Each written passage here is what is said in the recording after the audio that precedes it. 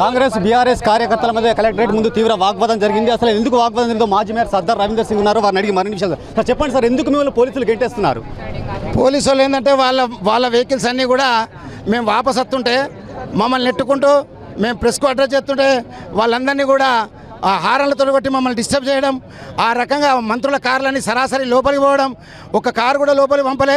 మరి మంత్రుల కార్ల మీద ఏం ప్రేమో నాకు తెలియదు, కానీ బలవంతంగా పోలీసు వాళ్ళు ఆపినా కానీ పోలీసు వాళ్ళని నెట్టుకుంటూ పోతున్నారు. ఇది ఎంత అన్యాయం! ఇది చాలా అన్యాయం, దుర్మార్గం. కాబట్టి దీన్ని మేము తీవ్రంగా వ్యతిరేకిస్తున్నాం. ఇది ఎలక్షన్ వయలేషన్ కింద కాబట్టి మంత్రులపై చర్య తీసుకోవాలని డిమాండ్ చేస్తున్నాం. పోలీసులు మీపై కూడా దురహంకారంగా వేస్తున్నారు కదా, ఎందుకోసమని? ఇప్పుడు నేను పోలీసు వాళ్ళని తప్పు పడతలేను, వాళ్ళ తప్పుతో అంటలే, కానీ పోలీసు వాళ్ళకు నెట్టుకుంటూ పోయింది వాళ్ళు కదా లోపలికి కార్లు. వాళ్ళు ఏం చేస్తారు, మమ్మల్ని పక్కన పెట్టాలని చూస్తారు. మంత్రులు వాటి పోనీలే ఎందుకులే అనే ఆలోచన ఉంటుంది దాంట్లో కంపల్సరీ. కాబట్టి ఆ రకంగా ఆలోచించుంటారు. ఇక మమ్మల్ని నూకినా అని మేము పడతామే. ఉద్యమంలో దెబ్బలు తిన్న వాళ్ళం, ఉద్యమంలో జైలుకు పోయే ఉన్నాం. ఈ నువ్వు కూడా భయపడతామా? నూకుతో పక్కన జరిగిపోయినాం. 100 మీటర్లో కార్లు దూరంలో డిస్టెన్స్ పెట్టి లోపలికి వెళ్ళాలి. ఎందుకు మీరు లోపలికి అనుమతిస్తున్నారు? మా కార్లు ఇవి కూడా ఒక్కటి కూడా అనుమతి రాలేదు సార్.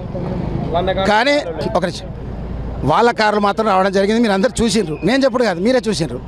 దానికి నేను ఏ రకంగా చెప్పలేను. దీనిపై మీరు ఎన్నికల అధికారికి ఫిర్యాదు 100% చెప్తాం సార్, 100% చెప్తాం. ఎన్నికల ఆఫీసర్కు ఫిర్యాదు తప్పనిసరిగా చేస్తాం. ఈ మంత్రుల కార్లను ఏ రకంగా మీరు ప్రోటోకాల్ తప్పించి ఉల్లంఘించి ఇచ్చారు, దానిపై చర్య తీసుకోమంటాం. కాంగ్రెస్ కార్యకర్తలు కూడా బీఆర్ఎస్ డౌన్ అని కూడా నినాదాలు చేస్తారు. దేనికోసం?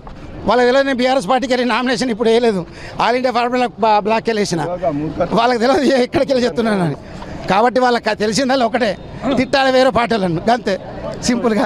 చూశారు కదా, అంటే కాంగ్రెస్ సంబంధించిన కార్లను మాత్రం లోపలికి అలౌ చేస్తున్నారు, మమ్మల్ని మాత్రం లోపలికి అలౌ చేస్తున్నారు. అంటే ఖచ్చితంగా దీనిపై ఎలక్షన్ అధికారి కూడా మేము ఫిర్యాదు చేస్తామని కూడా అతను చెప్పడం జరుగుతుంది.